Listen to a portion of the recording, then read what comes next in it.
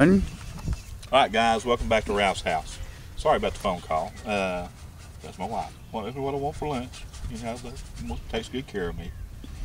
Tell you what, I'm going to pull some ultramarine blue with what's left of this hooker's green.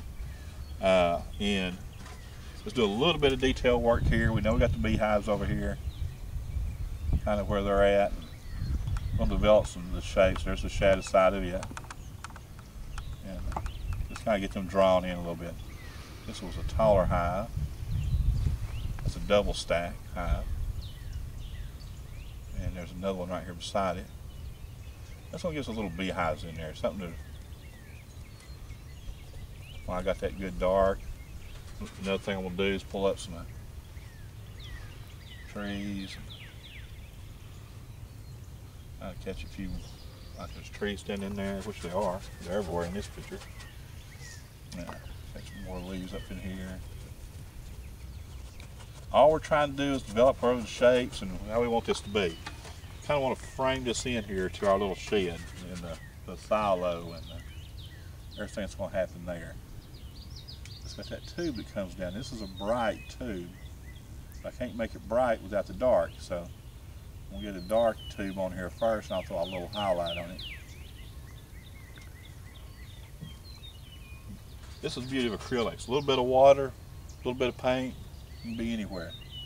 You don't have to worry about the turpentine and all that. Brushes clean up a whole lot easier. And that's just a very simple way to paint. Get these bands coming in here where they're kind of where they're going to be. I'll pull that down there. There we go. Now when I throw that light on, that'll be a shadow. It's got dark shadow on it there. It's got a couple places knocked out at the bottom. You got these little trees going up right in here. So I'm just a drawing, playing around. Because I can spend hours on the detail stuff. And we don't have time to do that sitting out here. We're looking around. We got several things we can paint here. And we found that we got up on top of this knoll. Got a neat little pond right down here. We'll have to drop down there and see if we can do a painting down there too. Keep that hillside developed there. We got trees all over here. I'm going to kind of help establish that a little bit, where my trees are. Got some tracks in there going different directions, where the darks and the lights are. A lot of those are juvenile trees and brush that you get right along the edge where they mow. Really thickens up, so you want to catch that. Now while I got that good dark color, I'm going to grab some of that. Get in here, just something different, a little bit different color. This foreground knocked out a little bit. The old road going up there to the barn. Put that on that side. Now see the wind blowing your canvas? That can happen. That's why I carry these real quick, you're going to see this. That's why I carry this with me. There, you can't go nowhere. Just lock it in real quick. Lowe's for about $4.95. We have the expensive art stuff here. So. We've got some more of that sienna mixed in with that, a little more ultramarine blue. I'm going to give you a good dark color here. Well, I said I was. I grabbed too much of the red. We'll give me more of it. There we go. A lot of water. Let's get this ground covered here.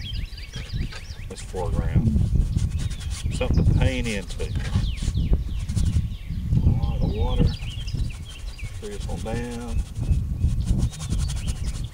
I lost my greens, but we'll catch that up in the studio. Again, kind of laid out the contour of the ground. On this ground over here, it's kind of going down an angle like that, down that way. The reason I'm doing this, when I get to the studio, I know how the ground's sloped off. And so it kind of flattens out right through here. A lot of water, keep it thin. Keep all that ground kind of contouring off that direction.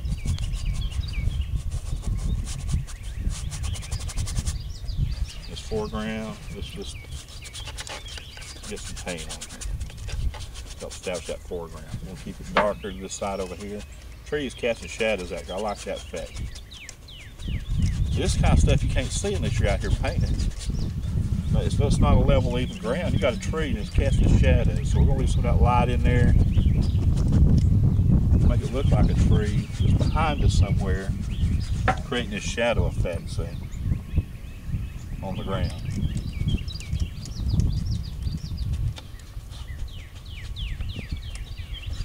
Does it look like that's something we can take to a studio and develop into a picture?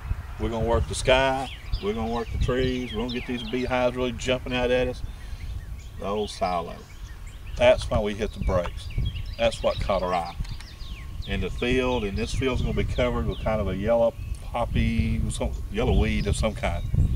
I'm sure the fire people know what it is. And we'll get the old farm implements out here in the pasture. I'll tell you what, when we get to the studio, y'all gonna have a ball. Y'all come.